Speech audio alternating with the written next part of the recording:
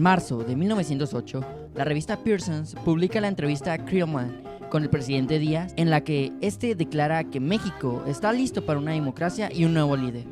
Seguido de, en octubre de 1910, Francisco Madero escribe el plan de San Luis Potosí en San Antonio, Texas, el que insta a todos los mexicanos a que se alcen contra el dictador el 20 de noviembre de 1910.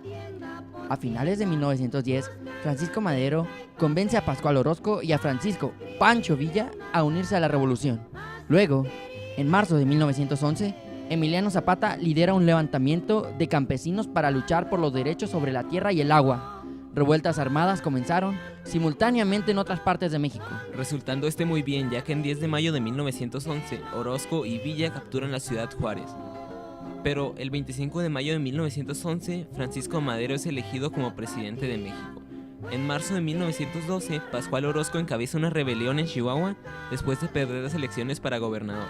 El general Victoriano Huerta, representando a Madero, derrota a Orozco y arresta a Pancho Villa. En 18 de febrero de 1913, Huerta encabeza un golpe contra Madero, que es depuesto, arrestado y encarcelado.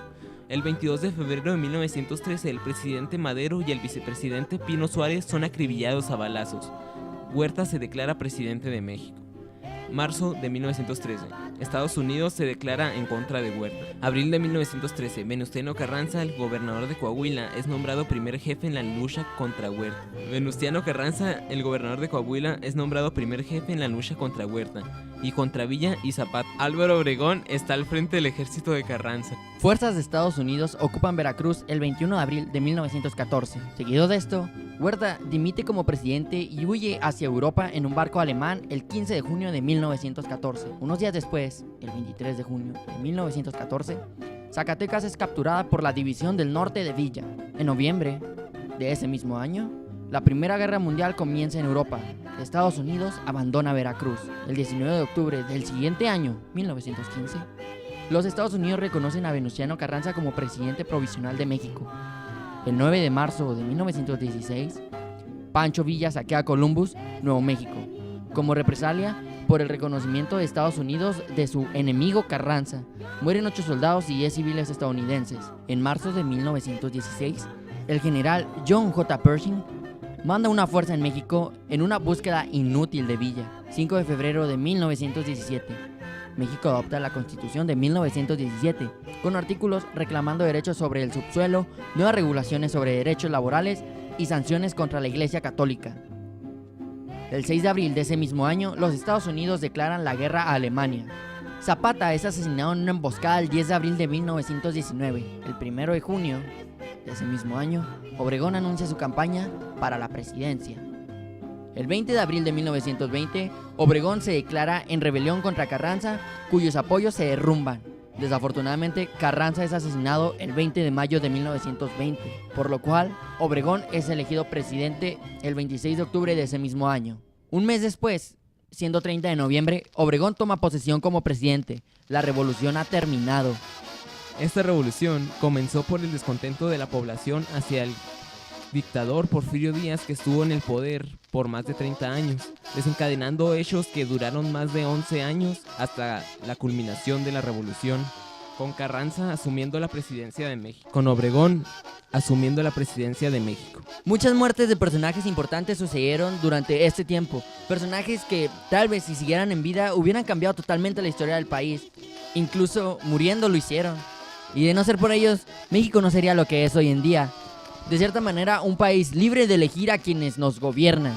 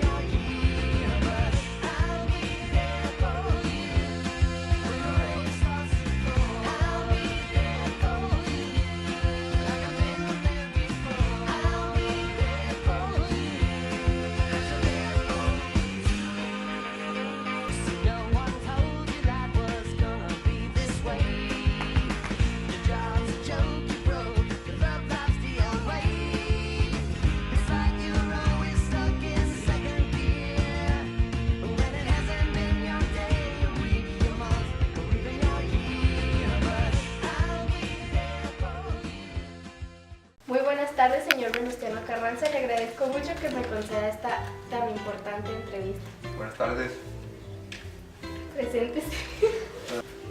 Soy Venustiano Carranza, nací el 29 de diciembre de 1859 y morí el 20 de noviembre de 1920 en Tlaxcaltongo. ¿Cuál fue su participación en la revolución? Bueno, participé principalmente en la segunda etapa de la Revolución Mexicana como primer jefe del ejército constitucionalista. Tras el asesinato de Ignacio y Madero, derroqué el gobierno en general de Victoriano Huerta. Fui el encargado del Poder Ejecutivo desde el 14 de agosto de 1914 y presidente de México de manera constitucional hasta de 1917 a 1920 con mi muerte. ¿Cuáles eran sus ¿Cuáles eran sus intenciones en este movimiento? Bueno, debido a que surgieron varios problemas, mis intenciones fueron más que nada resolverlos, ya que la propiedad extranjera que se estaba metiendo en México era bastante, entonces mi principal objetivo fue limitar la propiedad extranjera en México.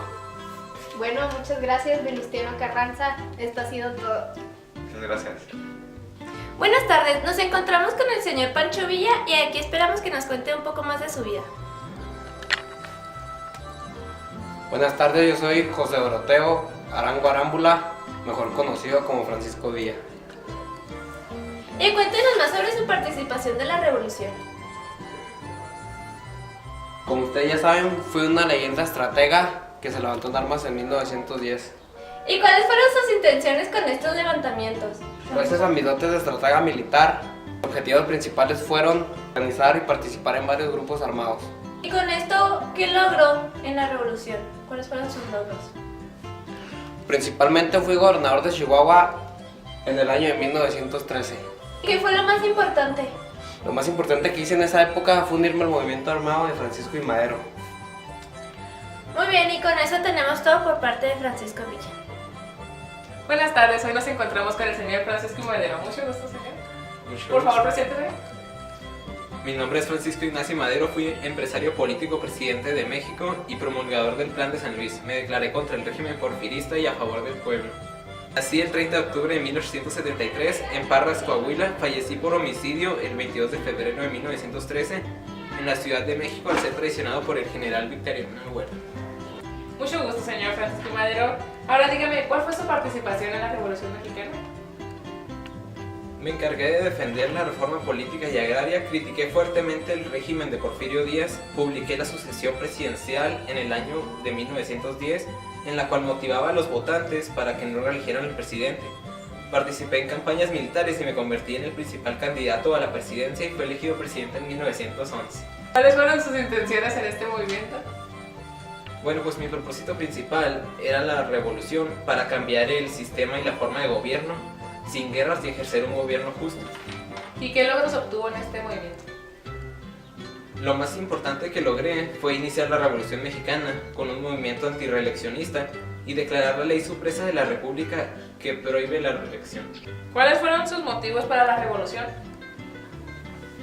Principalmente fue sacar al dictador Porfirio Díaz de la presidencia y establecer la no reelección. ¿Qué opina de su contrincante Huerta? Fue uno de los políticos más oscuros y nefastos de México y llevó a cabo uno de los planes más sádicos contra la revolución y terminó con el asesinato de su líder y yo. Mucho gusto, señor Francisco Madero. Todo lo que nos platicó estuvo muy bueno e interesante. Fue un placer conocerlo. Igualmente. Muy buenas tardes, estoy aquí con el señor Victoriano Huerta. ¿Le gustaría presentarse? Sí, mi nombre es Victoriano Huerta, fui un militar y presidente que gobernó México bajo un régimen dictatorial. Uní fuerzas revolucionarias, alcancé el rango general en el ejército durante el gobierno de Porfirio Díaz. Muy bien, señor Huerta. ¿Le gustaría decirnos cuál fue su participación en la revolución? Lideré un golpe de estado que acabó con la presidencia de Francisco y Madero. También fui el responsable de la ejecución de Madero. Establecí una dictadura militar al ser presidente. ¿Y cuáles fueron sus logros más importantes? Al llegar a ser presidente de México en 1913, además aumenté considerablemente el presupuesto para la educación de las poblaciones indígenas, creé un Ministerio de Agricultura y favorecí a los intereses de las petroleras iglesias y establecí una Oficina Nacional de Trabajo. Y señor Huerta, ¿cómo se define a sí mismo? Más que todo como un antirrevolucionario que luchó para mis convicciones y un político hábil. Muy bien, Huerta, ha sido un placer tenerlo usted con nosotros. Gracias. Muy buenas tardes, me encuentro con Álvaro Obregón. ¿Le gustaría presentarse? Muy buenas tardes, señorita. Mi nombre es Álvaro Obregón. Fui militar político mexicano. También fui presidente de la República Mexicana desde 1920 a 1924. ¿Cuáles fueron sus logros más importantes? Creé la Secretaría de Educación Pública e impulsé el sistema educativo general en un sólido apoyo. Impulsé las ideas más avanzadas y progresivas de la Constitución de 1917. También consolidé las alianzas del Estado con las organizaciones populares, campesinas y obreras. Esto fue todo por parte del señor Álvaro Obregón. Le agradecemos mucho su visita. Muchísimas gracias, señorita. Buenas tardes, hoy estamos con el señor Emiliano Zapata para entrevistarlo. ¿Se puede presentar, por favor? Buenas tardes, yo soy Emiliano Zapata o el Caudillo del Sur. Fui revolucionario mexicano en el complejo de desarrollo de la Revolución Mexicana de 1910. Nací el 8 de agosto de 1879. 10 de abril de 1919, Guajardo me citó en una hacienda de Chinameca, Morelos, y ahí mismo estuvo que ordenó que me asesinaran. En 1911 me levanté en armas contra el régimen de Porfirio Díaz. ¿Cuáles fueron sus intenciones en este movimiento? Hacer frente a la ambición sin escrúpulos o a la inconsistencia ideológica de Pancho Villa o Pascual Orozco, y frente a una idea de revolución más ligada a la guerra por el poder que a la transformación social, me mantuve fiel a mis ideales de justicia y de absoluta prioridad a las organizaciones efectivas. ¿Cuáles fueron sus logros más importantes? En 1915 planteé la ley agraria y en 1917 la ley orgánica. ¿Quiénes fueron sus aliados?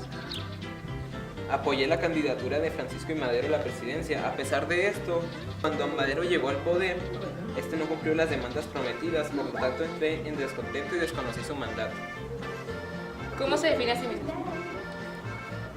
Me veo como un símbolo de la resistencia campesina en México, me veo como un ideólogo e impulsor de las luchas sociales y de las demandas agraristas, así como de la justicia social, libertad, igualdad, democracia social, propiedad comunal de tierras y el respeto a las comunidades indígenas, campesinas y obreras de México.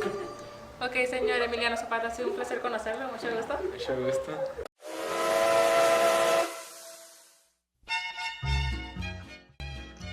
Existieron dos tipos de participaciones de la mujer en la revolución, las soldadas y las soldaderas.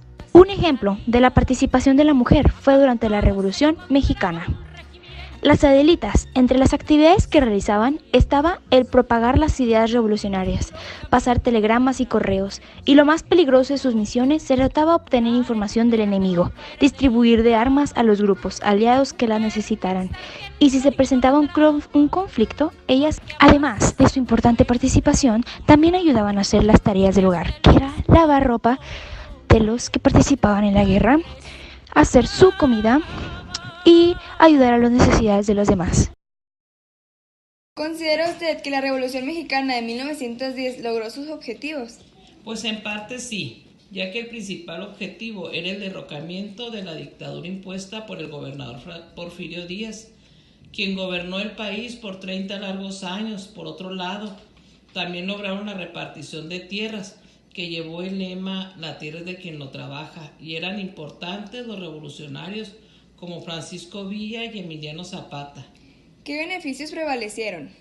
Pues la libertad de expresión fue uno de los beneficios, la repartición de tierras que fueron repartidas a los campesinos, también las jornadas de trabajo que sean de 8 horas máximo, la educación que sea laica y gratuita. ¿Cree usted que las condiciones actuales que se viven en nuestro país pudiera llegar a ser motivo del estallamiento de otro movimiento armado? No, sí hay muchos problemas, pero no algo tan fuerte como para desatar otra guerra. ¿Qué papel jugó don Porfirio Díaz en nuestra historia, héroe o villano? Fue malo, porque aparte de incrementar la pobreza, era avaricioso, ya que duró 30 años en el poder. ¿La revolución respondía verdaderamente a los intereses y demandas del pueblo? No, en realidad, más le permitió un grado de protagonismo y un escenario para expresar sus inconformidades. La lucha política para las elecciones de 1910 trajo la caída de la dictadura porfirista y en esa época un grupo de ciudadanos encabezados por el apóstol de la democracia, don Francisco I. Madero, se dieron a la tarea de formar un partido político de auténticas ideas revolucionarias para agrupar en él a los ciudadanos libres del país. Madero, resuelto a luchar en contra del porfirismo, expuso sus puntos de vista y el día 19 de mayo de 1909 nació en la casa número 76 de la calle Quinta de Tacuba de la Ciudad de México el Club Antirreeleccionista, que bajo la presidencia del señor licenciado Emilio Vázquez Gómez luchó en contra de Porfirio Díaz, presentando como candidato a la presidencia de la República a don Francisco I. Madero. Verificadas las elecciones y después del movimiento revolucionario que provocó la reelección de Porfirio Díaz, movimiento que triunfó al lograr la renuncia del presidente Díaz, el señor Madero en elecciones extraordinarias fue electo presidente de la República, cargo que desempeñó hasta el día 13 de febrero de 1913, en que fue asesinado por el traidor Victoriano Huerta durante la Decena Trágica. Enterada la República del cobarde asesinato del presidente mártir, todos los hombres de la revolución mostraron su descontento y Villa, Carranza, Obregón, Orozco, Argumedo, etc., se lanzaron a una nueva lucha después de que el barón de Cuatro Ciénegas, siendo gobernador del estado de Coahuila, desconoció al gobierno de Huerta y el 26 de marzo de 1913 expidió el siguiente decreto. Artículo 1. Se